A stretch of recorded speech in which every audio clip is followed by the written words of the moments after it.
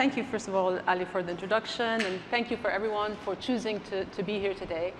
I think this conversation comes at a time that is extremely crucial for us to have. As you know, the last 7 months have been traumatic and really heartbreaking for everybody, not least of all the people on the ground who are facing danger day after day after day. But I think the danger that is equally important that we need to think about is what this conflict has done to the rest of the world. And what we're seeing is that it has revealed and exposed old fractures, it has deepened divisions, and it has divided people along new battle lines. And I think that that is a very dangerous situation because one of the most dangerous features of our world today is polarization. Polarization leads to binary thinking. It makes us think of our world as us versus them, left versus right, east versus west.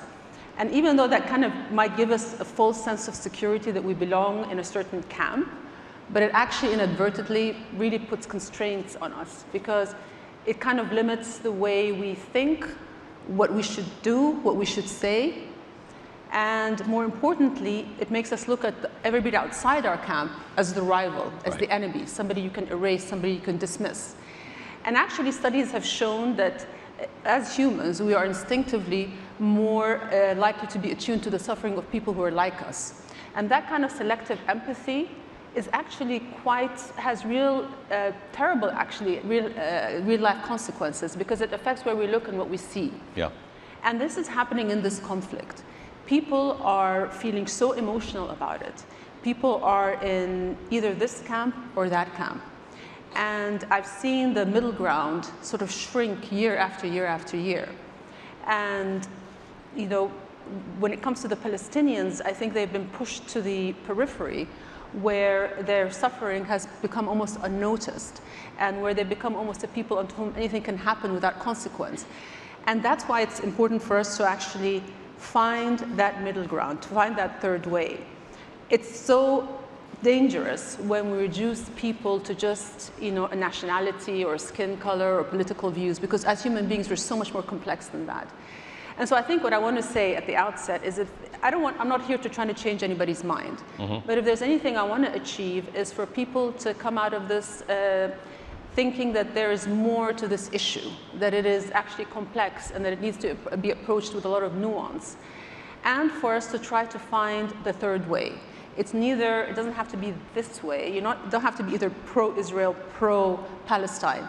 There needs to be a middle ground. And I think one thing that we can start off as a middle ground is maybe agree on 3 things. First of all, that the current status quo is not sustainable. It's not sustainable for Palestinians or for Israelis. Second, that peace cannot be achieved through violence, through wars, through weapons. It has to be achieved through negotiations, political process, even-handedness, and commitment. And the third thing that we need to remember is that the majority of people who are suffering from this conflict on both sides are just ordinary people who want the same things that we all want, to just live in safety with the people that we love, for our children to have access to healthcare, education, to a better future. Jordan has had a peaceful relationship and a fairly functional relationship with Israel for some time. So to some degree, you've seen the model of how it can work. Given how extreme and how polarized we are now, is your sense of a future for an Israeli people and a Palestinian people that is safe and secure, are we farther away from it, or could it actually happen? Well, if you ask most people, they roll their eyes and they'll say, you know, the two-state solution is dead, that this conflict is intractable. And it is probably the most intractable conflict of our era, but it's not because we don't know what needs to be done, but because there's been a lack of seriousness and commitment and political will to get it done. And the approach hasn't been the most productive kind of approach. So for those people who say, you know, it can't be done, I'll say, well, again, point 1, the status quo is not sustainable. Right. So what is the alternative? Is the alternative an endless occupation? How will Israel continue to manage that? Will they continue just to use security measures? If that's the case, then anytime there's a peace in Israel, then that's just going to be the lull. It's going to be the calm before the storm until the next cycle of violence happens. Is it going to be a one-state solution? But then what does that look like? Does that become like an apartheid state? Is it that we're going to send, let them go to Jordan, let them go to Egypt? That is actually, Jordan has said before that we reject any attempts to transfer the population of Palestine and to drive them away from their homes or their land. And another wave of refugees will actually amount to another Nakba, which the Arab world does not want to see. And people need to understand when they say, why don't you take them, which is something that we hear quite often, they need to understand what they're asking for. The forcible transfer of an occupied population is a war crime. And we don't want to be participants in that. It is called ethnic cleansing. And Palestinians do not want to be part of Jordan or Jordan to be part of Palestine. So that option is not on the table. So is it endless occupation? What is it? The only way is for a two-state solution. But we need to look at what we did in the past and try to understand why we failed. And part of it is that, we need to understand that it cannot be done by the Palestinians, Israelis alone. And the US plays a very important role because it is the single most powerful country in terms of its leverage on Israel. And so it depends how much the US is willing to use its political capital to hold Israel accountable. Now, in the past, what used to happen is in negotiations, they used to always start off on the premise of what will Israel accept to do? What are the terms that it will agree on? Not what is required from Israel to do at the bare minimum as dictated by international law. So the starting point needs to be a legal framework that is recognized by the international community, and then a commitment from the US to hold Israel accountable when it doesn't stick to the terms, of course, as well as the Palestinians. Now, a lot of people would see what I'm saying as, but the US is Israel's strongest ally. I am not asking for the US to turn against Israel, but to be a good ally, you call your ally out when they're not doing the right thing. Being a good ally doesn't mean you just sign off on anything and everything your friend does. And if I was the United States today, and I was looking at what's happening in Israel, a country that I care about and that's my ally, I would be saying, like, whatever, is this war making Israel safer? And whatever Israel achieves in terms of short-term tactical gains against Hamas, aren't they coming at a very heavy long-term cost towards Israel's security? Isn't it coming at a heavy cost in terms of the reputational damage that has happened to Israel, the image that has happened, the way that it's distanced Israel from many of its allies? And so, is this war the best way to achieve Israel's long-term security? As the United States, am I going to prioritize the political agenda and survival of one man, the prime minister, and the ideological ultranationalist religious far right that exists in his cabinet? Am I going to be prioritizing their agenda over the long-term safety and security of the state of Israel? And so sometimes, holding Israel accountable is actually in the best interest of the people of Israel and their long-term interest.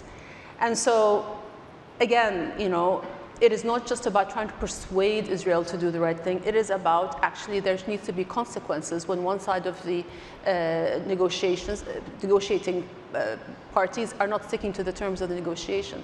So I do believe that the only way that we can achieve security in our part of the world is through a negotiated peace where Palestinians have not a promise of statehood, but an actual statehood. They can't be given just a package of a patchwork of an emasculated state without any symbols of sovereignty. They need to have control over their own lives, self-determination, autonomy. They've been living under occupation, oppression and dispossession for too long. And when we look at whose fault it is in this cycle or that cycle, we can keep going back and forth, but it all comes back down to an illegal occupation. You want safety and security, we need to end the occupation, because you cannot have a safe and secure Israel while there is a grave injustice on their border. What do people, we have a very influential audience here. These are philanthropists, business leaders, and investors. If someone wants to make this, the outcome of this better, what can people do? Because we see this playing out on the international stage, and it makes people feel impotent. There are these prevailing narratives, which you have discussed with us. What should influential Americans do? I think it's to just not think of just the narratives.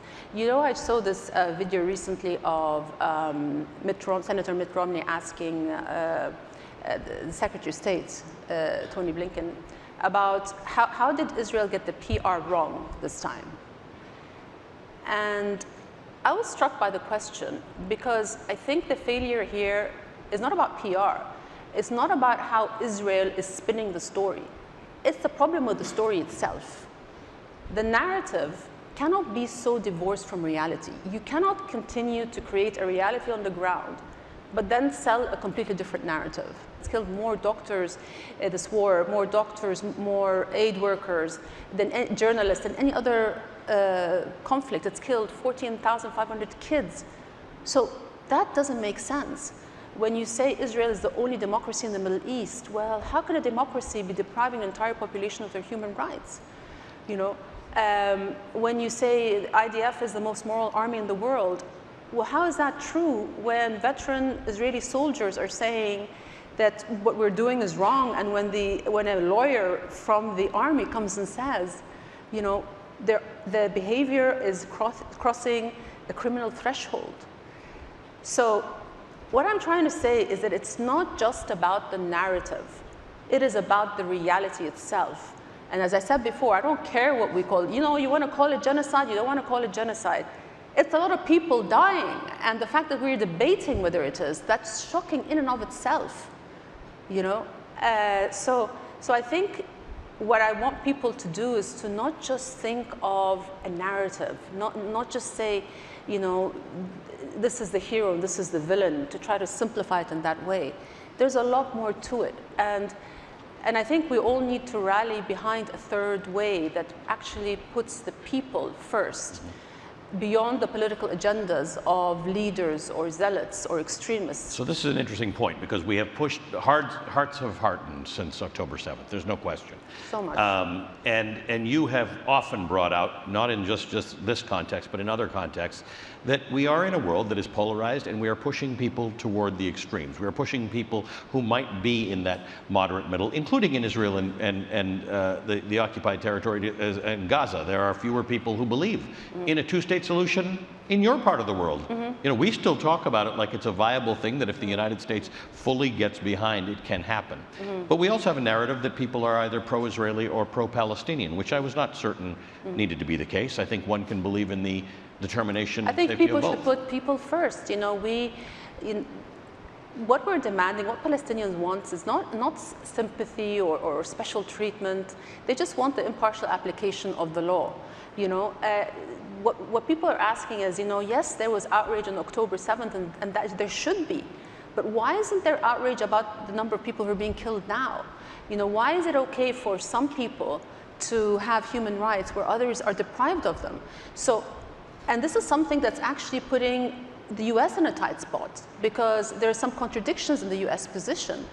You have to give human life equal value, and you have to place equal condemnation on human rights violations. You cannot have credibility without moral consistency.